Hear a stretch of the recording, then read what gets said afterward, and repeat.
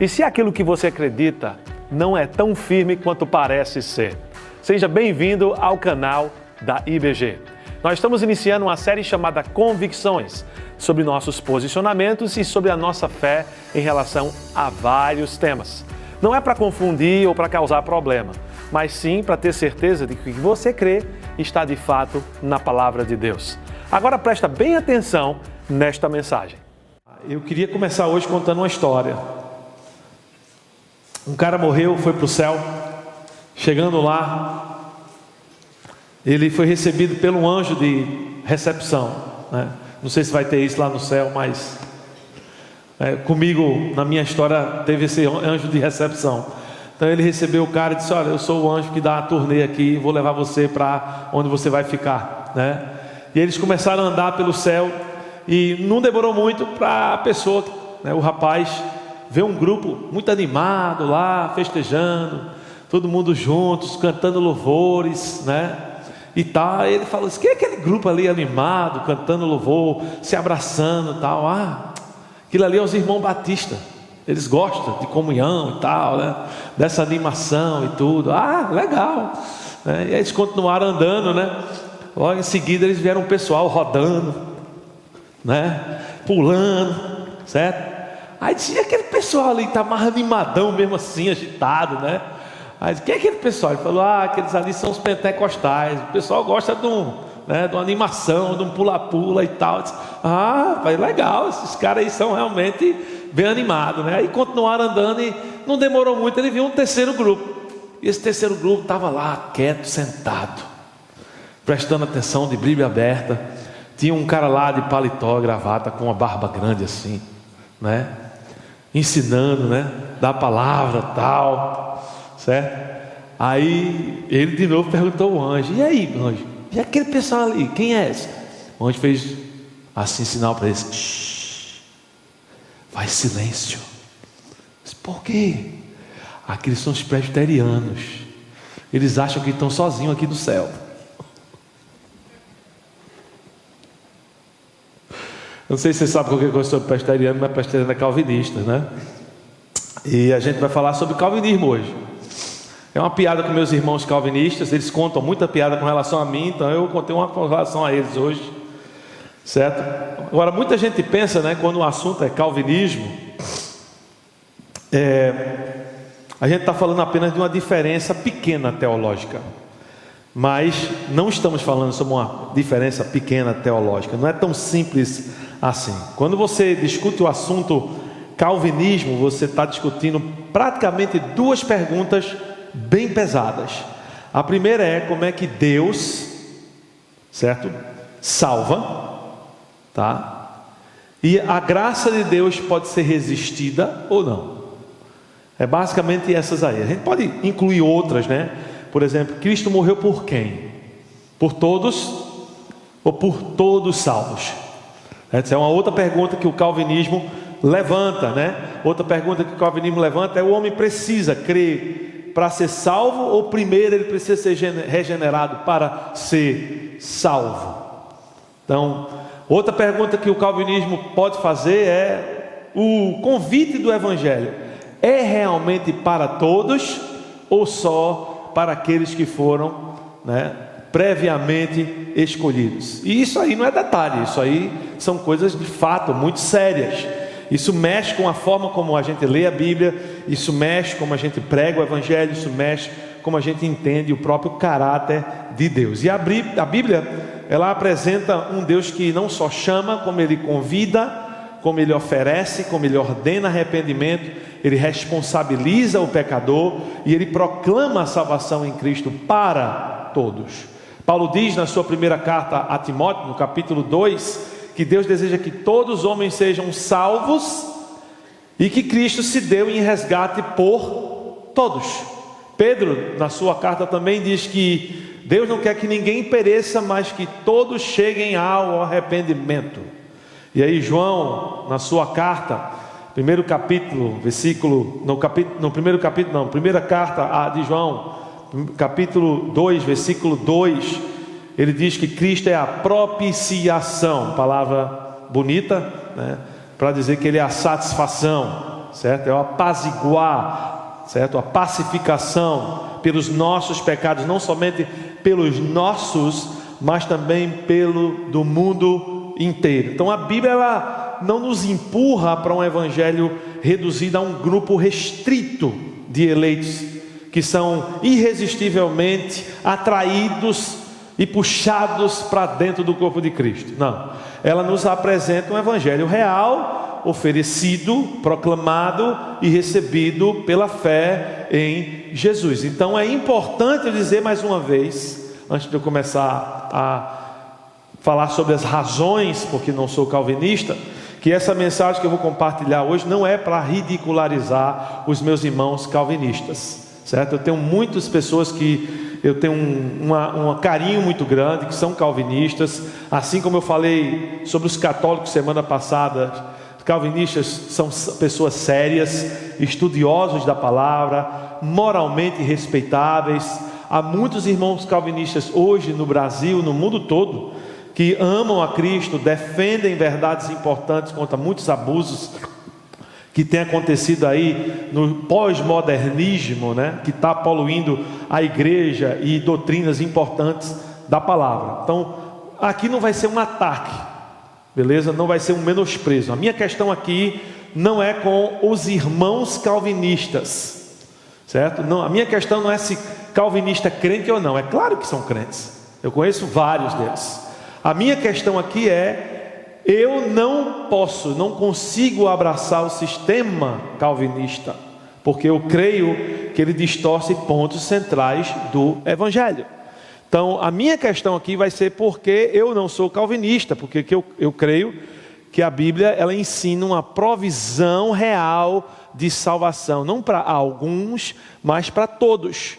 Uma responsabilidade genuína que o homem tem de responder a essa oferta, certo? E de uma graça que ela pode ser resistida, porque é documentado muito bem nas Escrituras quando ela foi resistida por alguns. Então a minha pergunta que eu gostaria de responder hoje com vocês é: por que biblicamente então eu não sou calvinista? E a resposta, ela pode ser vista em 5 razões. De novo, eu poderia compartilhar com vocês aqui 30, mas eu reduzi as 5 principais. E a primeira dessas razões, porque eu não sou calvinista, é porque eu creio que Cristo morreu por todos. Cristo morreu por todos. O calvinismo clássico, ele ensina sobre expiação limitada. O que é isso? Expiação limitada é a crença de que Cristo morreu de uma forma redentiva e intencional apenas pelos eleitos e não por todos. Mas não é isso que a gente muitas vezes vê os ensinamentos, principalmente do Novo Testamento, nos mostrando. Como por exemplo, vamos dar uma olhada aqui em 1 Timóteo 2, versículo 6. 1 Timóteo 2, 6 diz: o qual se entregou a si mesmo como resgate por quantos? Por todos. Então Cristo se deu em resgate, não por alguns, mas por todos. Eu falei 1 João 2, 2, agora eu gostaria de ler, e ele ensina também sobre algo semelhante. Ele diz: ele é a propiciação pelos nossos pecados, e não somente pelos nossos pecados, mas também pelos pecados de quantos? De todo o mundo. Então João não dá nenhum tipo de indicação aqui que há uma limitação na expiação oferecida por Cristo. Por último, eu gostaria de citar para vocês Hebreus 2, versículo 9. Hebreus 2, versículo 9. E diz lá: vemos todavia aquele que por um pouco foi feito menor do que os anjos, Jesus, coroado com honra e glória por ter sofrido a morte, para que pela graça de Deus experimentasse a morte em favor de quantos? Todos, mais uma vez. Então, como a gente vê aqui, todas essas evidências das Escrituras, fica claro que a morte de Cristo é suficiente para todos e oferecidas a todos. O problema não está na limitação do alcance da cruz, mas na incredulidade do homem que rejeita a provisão. Então a cruz de Cristo, ela é suficiente para salvar a todos. Então a razão pela qual eu não sou calvinista em relação a esta razão é porque eu não creio que a Bíblia ensina um Salvador que morreu apenas por um grupo específico e deixando o restante sem provisão. Então eu comparo o sistema calvinista ao programa Farmácia de Todos. Vocês conhecem o programa Farmácia de Todos? O programa de Farmácia de Todos, em teoria, ele é excelente. Ele providencia 41 medicamentos, certo? Que são considerados importantes, né? Para hipertensão, diabetes, Parkinson. Então, assim, tem medicamento realmente que é muito bom ali, ele está oferecendo. É uma ótima iniciativa, mas as pessoas que dependem do programa me relatam que muitas vezes vão à farmácia e o que é que acontece? Não tem o remédio. Então, a farmácia de todos só é de todos quando todos os medicamentos estão disponíveis. E muitas vezes a gente pode ser tentado a ver que a oferta da salvação dentro do calvinismo só é de todos que Deus selecionou previamente. Então, Deus não está fazendo uma farmácia de todos. Deus está ofertando salvação a todos genuinamente. E a beleza do evangelho bíblico é que ele pode ser anunciado de maneira honesta a todos, porque a obra de Cristo é suficiente e oferecida de fato a todos. Isso muda a maneira como você evangeliza. Você pode olhar para a pessoa que você se importa e dizer no seu coração de verdade: Cristo morreu por pecadores. E você pode anunciar àquela pessoa: se você crer nele, você será salvo. Então você pode ter essa certeza. E se eu não posso declarar isso na hora que eu compartilho o evangelho com alguém, então eu estou pregando um evangelho restrito. Eu estou pregando um evangelho que eu digo: eu vou pregar, mas eu não sei se essa pessoa vai crer, porque eu não sei se Deus a pré-selecionou ou não. Mas como a gente viu aqui, a gente prega um Cristo livremente a todos, pois todos podem, se desejarem, colocar a sua fé no sacrifício de Cristo e serem de fato salvos. Então isso nos leva à segunda razão porque eu não sou calvinista, que é o seguinte: a segunda razão é que Deus deseja genuinamente a salvação de todos. Então Cristo não só morreu por todos, como Deus tem o desejo genuíno em seu coração de que todos venham a ser salvos. E o calvinista, ele faz uma distinção entre os decretos secretos de Deus e os convites revelados de Deus. É como se Deus decretasse em segredo quem será salvo, e só ele sabe, e revela o convite a quem decretou que vai salvar. Então, eu creio que essa construção, ela não só não é apresentada na Bíblia, como ela complica a clareza da Escritura. E eu gostaria de demonstrar esse ponto para vocês, em citar dois textos importantes no Novo Testamento. O primeiro deles, a gente vai voltar a 1 Timóteo 2, só que dessa vez a gente vai para os versículos 3 e 4. E lá no versículo 3 e 4 diz o seguinte: isto é bom e agradável diante de Deus. Então a declaração que vai vir já é dita que ela é boa e agradável diante de Deus, o nosso Salvador. Então a ênfase é no papel de Deus como Salvador. E qual é o desejo de Deus? Que deseja que todos os homens sejam salvos e cheguem ao preciso conhecimento da verdade. Há ênfases muito importantes nesses dois versículos feitos por Paulo aqui. O fato de Deus desejar que todos, e não só apenas alguns, sejam salvos, é algo que agrada o coração de quem? O coração de Deus, certo? Deus se agrada. E o foco no tema de salvação fica claro pela frase nosso Salvador.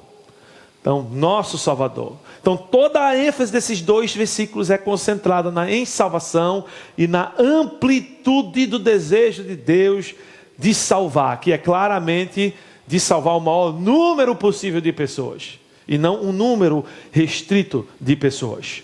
O outro texto que eu gostaria de compartilhar com vocês é achado em 2 Pedro 3,9. Em 2 Pedro 3,9 diz o seguinte: o Senhor não demora em cumprir a sua promessa, como alguns julgam. Ao contrário, porque que ele está pacientemente, certo? Sempre anunciando e ainda não está concluindo esse período do qual ele está anunciando esse evangelho. Tem uma razão. Qual é a razão? Ao contrário, ele é paciente com vocês e não quer que ninguém pereça, mas que todos cheguem ao arrependimento. Mais uma vez aqui fica muito claro que o desejo de Deus é que o maior número possível de pessoas se arrependam e sejam salvas. Não há nenhuma limitação de Deus aqui em número, em relação a quem pode ser salvo. Pelo contrário, se Deus tem um desejo com relação à salvação de pessoas, é que o número dessas pessoas seja o maior número possível. E eu não consigo ler nesses textos, honestamente, e concluir que Deus decretou desde a eternidade a não salvação de algumas pessoas e ao mesmo tempo afirma que deseja que todos sejam salvos. Essas 2 afirmações, elas são completamente contraditórias. E é por isso que eu não sou calvinista, porque creio que a revelação do coração de Deus na Escritura deve ser levada a sério.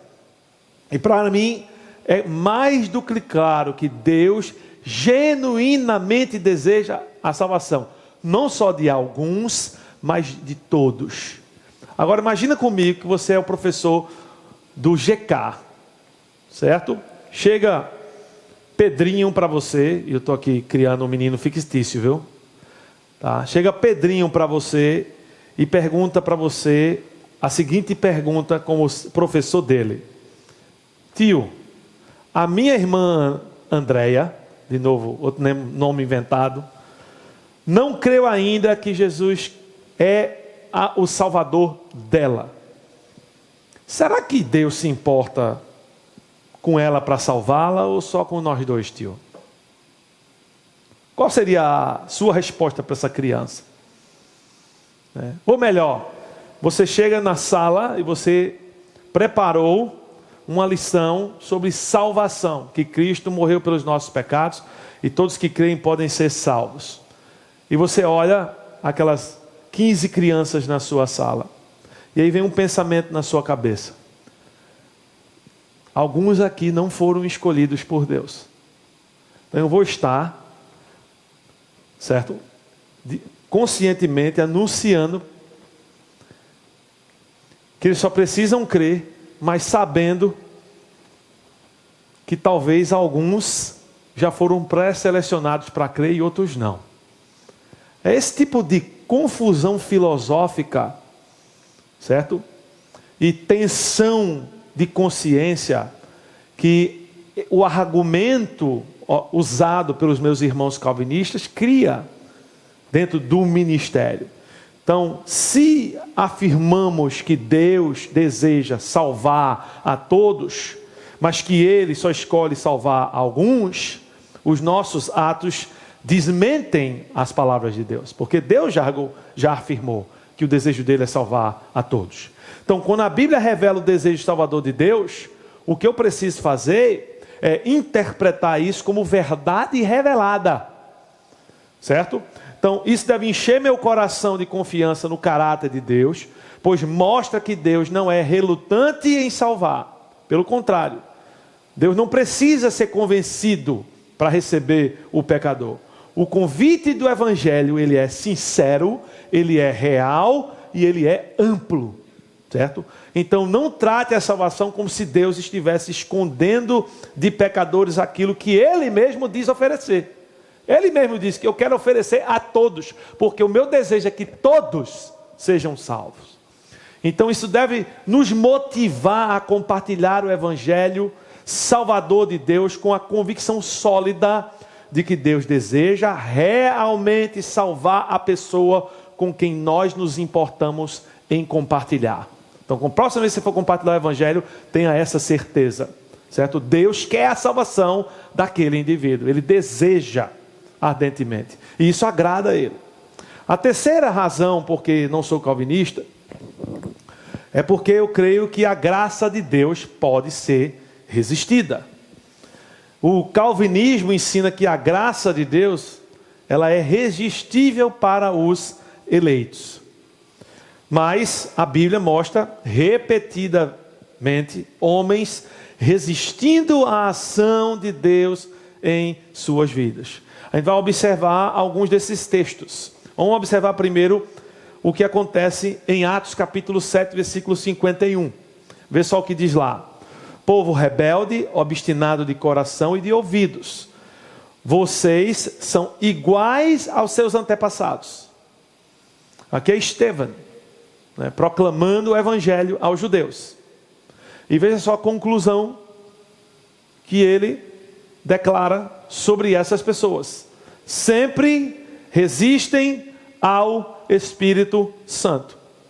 O povo ao qual esse texto aqui se refere são os judeus. Mas seria tolo da nossa parte achar que nós, gentios, somos menos resistentes, né, ao evangelho do que eles foram resistentes. Se há algo nesse texto a concluir aqui, não é só que nós podemos resistir à graça de Deus, como a resistência do povo escolhido com relação a Jesus como Messias, foi o que levou a Deus a oferecer a sua graça aos gentios e aos judeus igualmente. Então é isso aqui que a gente está vendo. Um outro texto que eu queria levar a vocês é Mateus 23, 37. Mateus 23, 37. Aqui o contexto é Jesus, né, condenando a hipocrisia do povo judeu, principalmente no papel dos seus líderes. E ele declara o seguinte alerta sobre eles. Jerusalém, Jerusalém. Ele faz aqui um alerta genérico, né? Você que mata os profetas e apedreja os que lhe são enviados. Quantas vezes eu quis. Aqui, Jesus, né, declarando o quanto Deus quis os alcançar. Reuni os seus filhos como a galinha reúne os pintinhos debaixo das asas. Mas aí qual é a conclusão?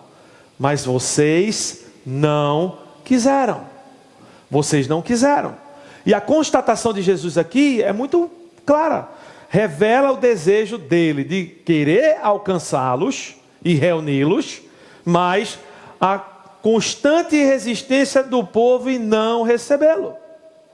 Que foi exatamente o que levou à rejeição de Jesus. Nós poderíamos citar várias outras passagens, por exemplo, no Velho Testamento, que destacam não só o povo como todo Israel, como indivíduos resistindo às várias tentativas de Deus de salvá-los. Mas eu gostaria de citar mais uma passagem do Novo Testamento para provar a vocês esse ponto aqui, que é Atos 13, versículo agora 46. Atos 13, 46. Então Paulo e Barnabé lhes responderam corajosamente: era necessário anunciar primeiro a vocês a palavra de Deus.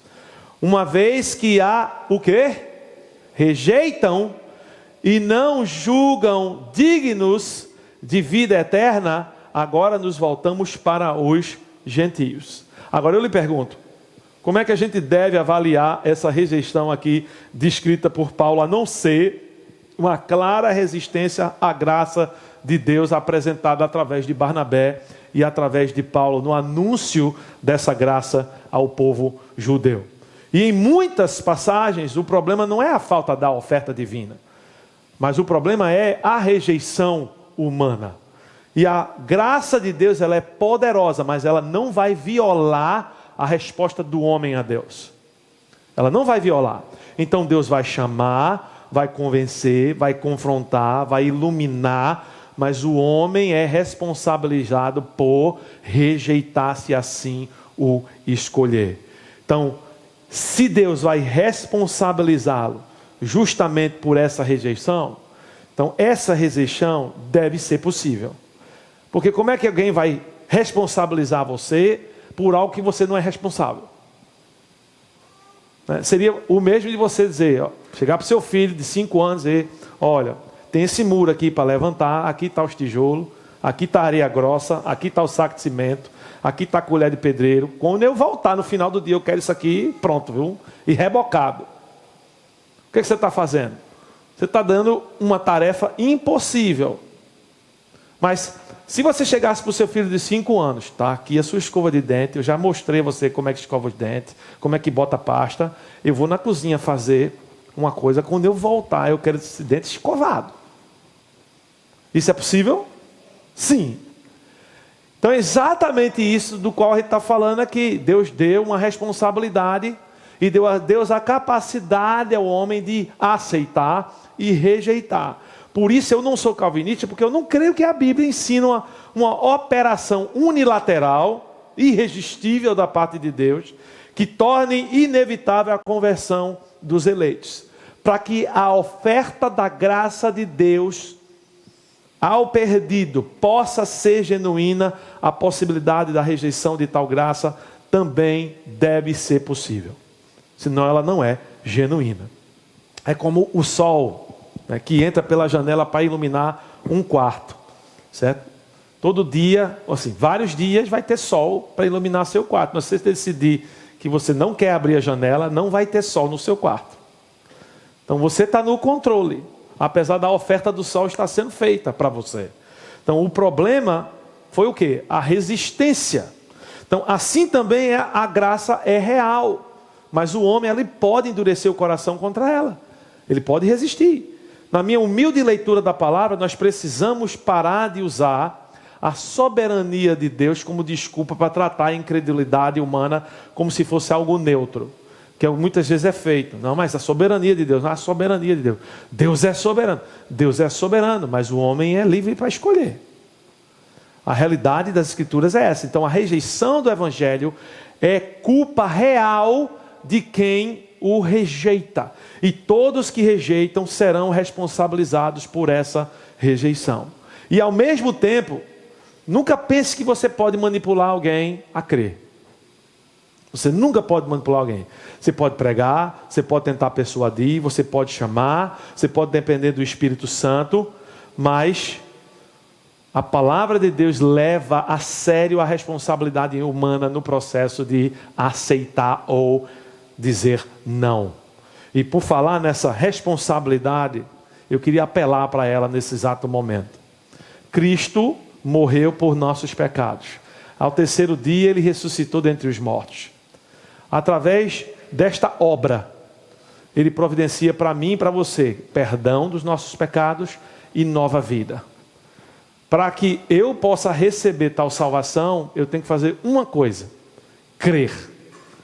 E hoje, nesta manhã, eu pergunto a você, se você ainda não creu, você quer crer? Porque se você não creu ainda, isso não é ativado para você. Você não recebe essa salvação. E você só precisa crer, e você só pode crer exclusivamente em nada mais a não ser naquilo que Cristo fez por você na cruz. Se você crê em qualquer outra coisa, você está anulando a suficiência da cruz de Cristo, como a gente falou semana passada. Então, a oferta é apresentada a você agora nesse momento. Quantos aqui gostariam, que ainda não creram, gostariam de crer em Jesus como seu Senhor e Salvador? Você pode crer agora nesse momento aí do seu lugar e pode confessar a Cristo como seu Salvador. Mas você precisa fazer isso para você receber salvação. Se você não crer, você não receberá a salvação. Por quê? Porque Deus respeita o seu direito de rejeitar. E outra coisa, se você diz agora não, você tomou uma decisão. Você rejeitou. Certo? Eu não conheço ninguém que foi pedir uma moça em namoro e ela disse agora não. E o cara sai de lá, ó. Estou feliz. Claro que não. Ele sabe exatamente o que significa um agora não. O que significa um agora não? Não. Então, quando você chega e diz, não estou pronto, certo? Você está rejeitando a Jesus. Não tem como você arrodear isso, não. Não, eu creio, mas assim, eu quero continuar. Meu amigo, você está colocando, tá, pré-requisitos para crer. O evangelho é muito simples. Jesus Cristo morreu, ressuscitou ao terceiro dia, está à direita do Pai, perdoando nossos pecados e disposto a nos dar a vida eterna. Você crê ou não crê? É muito simples o evangelho, certo? E eu espero que você tenha crido ou hoje tome a decisão de crer, certo? Para a sua salvação. A quarta razão, porque eu não sou calvinista, é porque creio que a fé para a salvação não é resultado de uma pré-regeneração. A fé para a salvação não é o resultado de uma pré-regeneração. No sistema calvinista, frequentemente a lógica é a seguinte: primeiro Deus regenera o eleito, que ele escolheu, para depois o eleito crer inevitavelmente em Cristo como Salvador.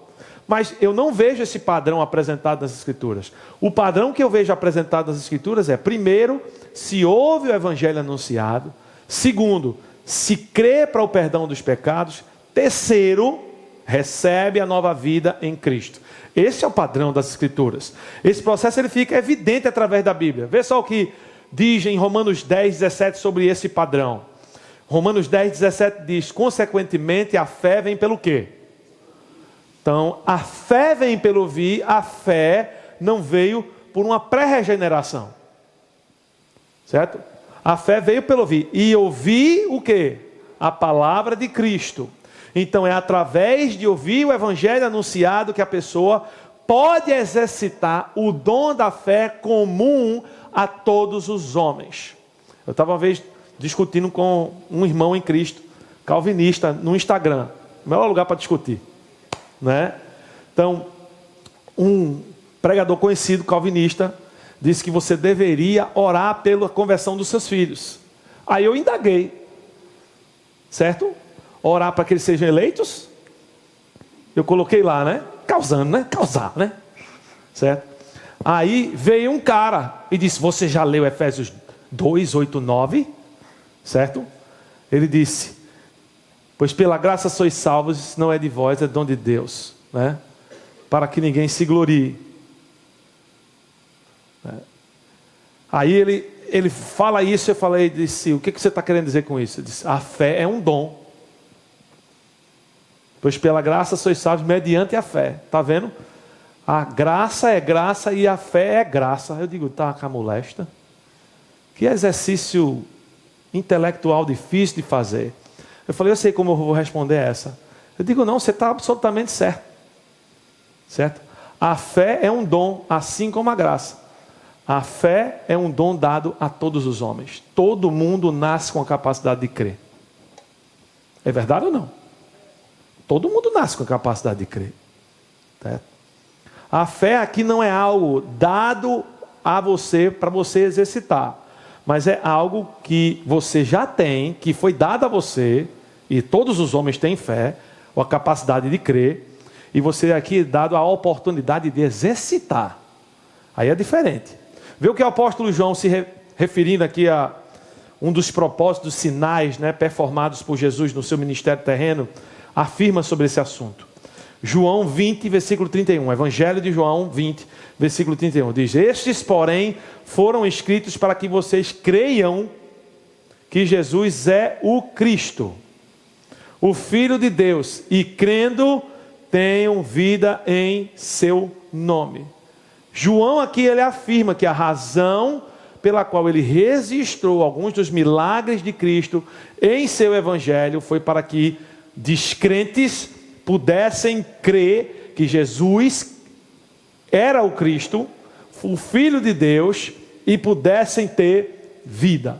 Então João não coloca nenhum pré-requisito aqui de regeneração prévia para que os seus leitores possam crer em Jesus como resultado do testemunho que ele escreveu aqui sobre Cristo e sobre o que Cristo fez em seu ministério terreno.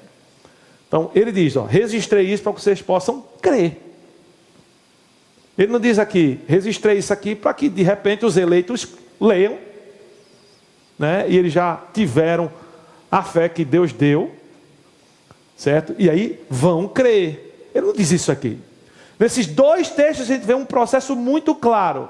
Você escuta o evangelho anunciado, depois você crê no evangelho para salvação. Paulo descreve esse processo ainda em mais detalhes na sua carta aos Efésios, capítulo 1, versículo 13. Olha só o que ele diz lá.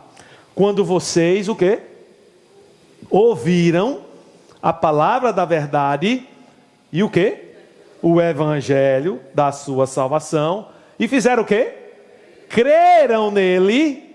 E aí, o que é que aconteceu? Foram selados em Cristo com o Espírito Santo da promessa. Aqui Paulo descreve esse processo de regeneração com as ações: ouvir primeiro, crer segundo, certo? E selar terceiro.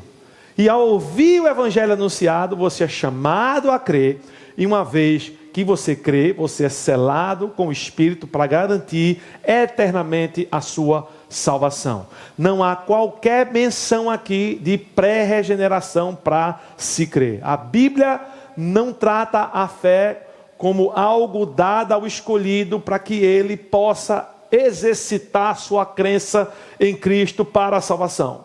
A Bíblia trata a fé como meio pelo qual qualquer pecador recebe a salvação oferecida em Cristo.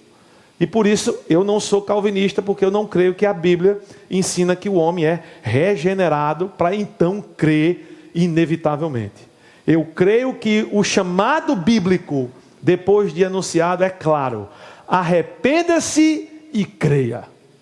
Esse é o chamado do Senhor Jesus. Imagina esse copo d'água aqui. Se você está morrendo de sede, tá? Morrendo de sede, e eu chegasse para você e disse a você: ó, a água está disponível aqui para você, o convite aqui, tá? É real para você. Venha saciar a sua sede.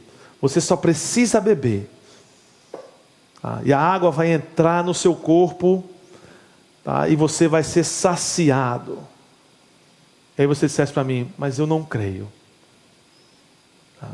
E eu dissesse a você: não, mas eu vou dar a você o poder de você crer. Eu não posso fazer isso. Como é que eu iria primeiro derramar o copo na sua boca para que você possa agora saciar antes de você escolher ser saciado pela água? Você só vai ser saciado pela água se você exercitar o quê? A sua fé em crer que a água pode lhe saciar.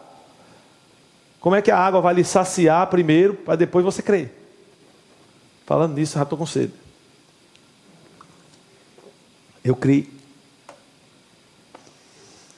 Assim é com o evangelho da graça. O anúncio do evangelho chama o pecador a crer para receber a vida. E todo aquele que crer será salvo. E o que é que isso faz com a gente? E o que isso faz é que isso nos dá clareza na pregação do evangelho. Você agora sabe exatamente o que fazer para pregar o evangelho. Você não precisa ficar tentando adivinhar se alguém foi secretamente regenerado, né? Você não precisa orar para que Deus lhe leve aos escolhidos e eleitos. Você simplesmente chama todos ao arrependimento e à fé. A sua tarefa é anunciar: creia no Senhor Jesus Cristo e serás salvo. Se você não faz isso, não é por falta de clareza ou simplicidade, mas porque você decidiu não fazer. Mas agora, escolha fazer. Vá fazer, vá anunciar o evangelho. Você tem essa clareza agora. Eu queria agora compartilhar com vocês a última razão porque não sou calvinista.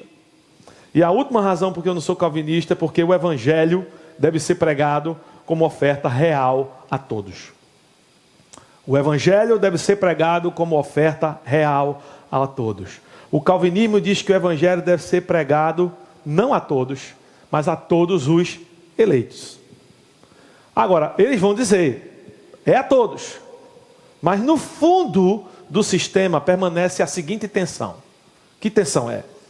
Como oferecer com sinceridade universal aquilo que, segundo o decreto de Deus, não foi providenciado nem intencionado para todos da mesma forma?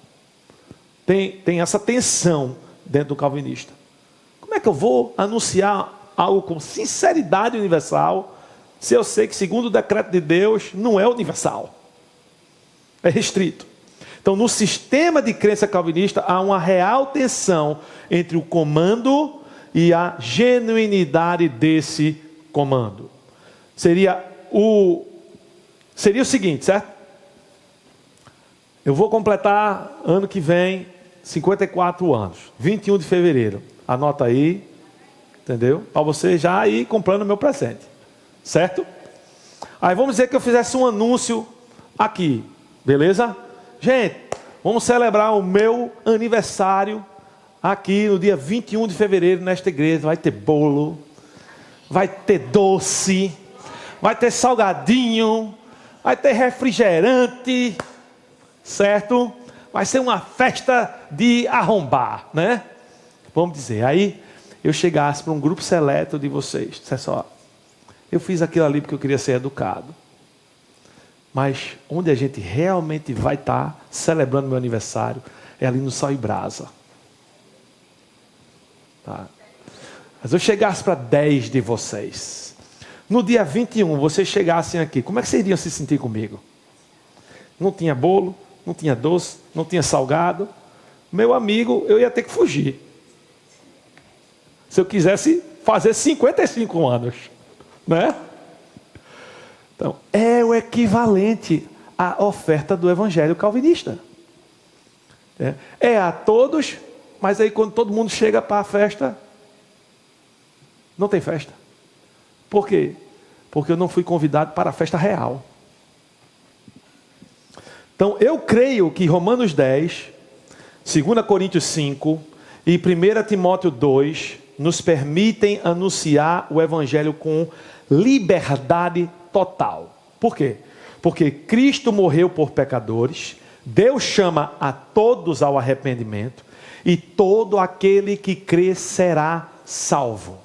Então, eu não sou calvinista porque quero pregar o evangelho sem essas amarras filosóficas, sem reserva mental e sem depender de distinções invisíveis no decreto divino de Deus. Deus chama igualmente todo pecador a crer e todo pecador tem a possibilidade de crer e ser salvo em Cristo. Isso é real e isso é simples. É igual um embaixador que recebe uma mensagem, certo, do rei, né, para entregar ao povo. Se ele começa a pensar, talvez essa oferta não seja realmente para todos os que eu estou olhando aqui, nesse anúncio que eu vou fazer. O que acontece com a proclamação dele? Vai perder a força, vai perder a validade. Mas se ele sabe que a mensagem é real, pública, sincera, então ele vai entregar com ousadia essa mensagem. Ele não vai entregar com reserva. E eu quero apontar uma coisa a vocês. Nós somos embaixadores da reconciliação, não decifradores de decretos secretos. Você não é decifrador de decreto. Então pregue Cristo livremente, ore por todos livremente, convide a todos livremente, evangelize todos livremente. Não deixe um sistema teológico diminuir o alcance da sua proclamação.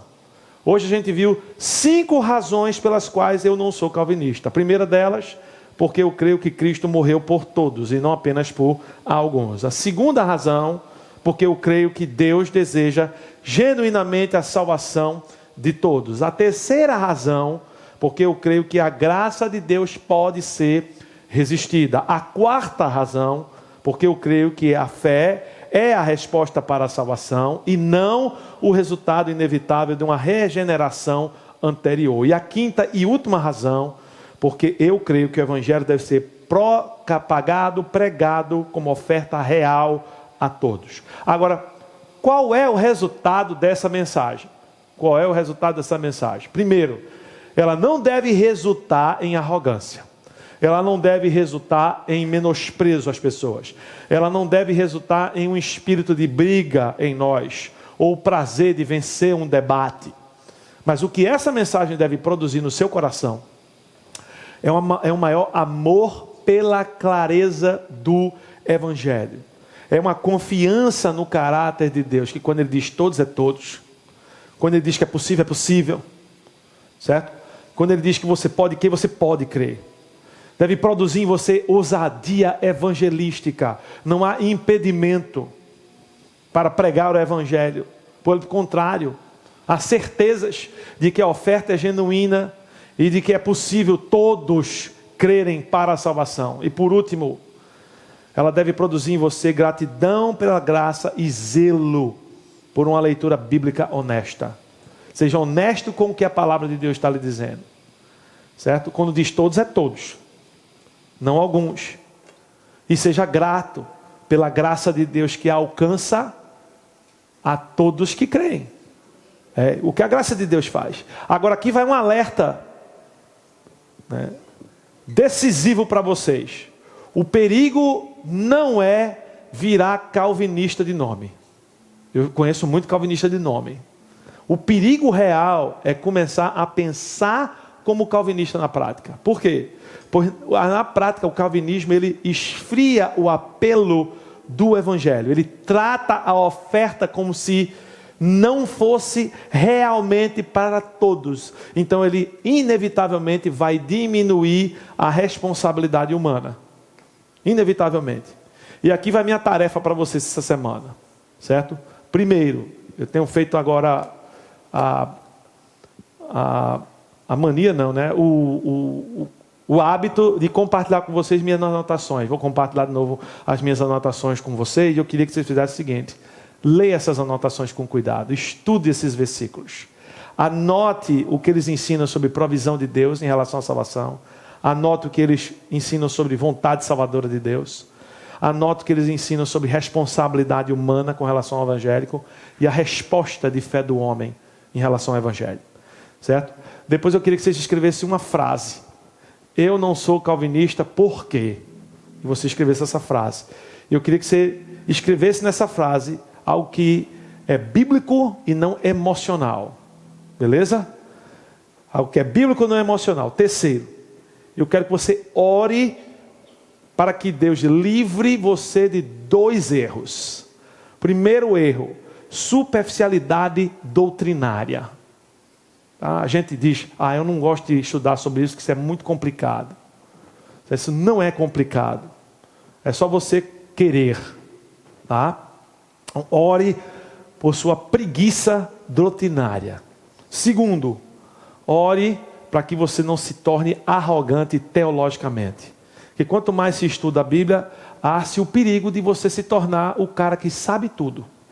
Então tenha muito cuidado. Porque não basta você estar certo. Você precisa estar certo. Com a Bíblia aberta, coração humilde, certo? E o Evangelho claro na sua mente. Deus acabou de falar com você. Eu espero que você tenha escutado Ele atentamente e que você possa tomar passos práticos para que a transformação realmente ocorra na sua vida. Continua voltando aqui, aciona o sininho para continuar crescendo em sua jornada cristã.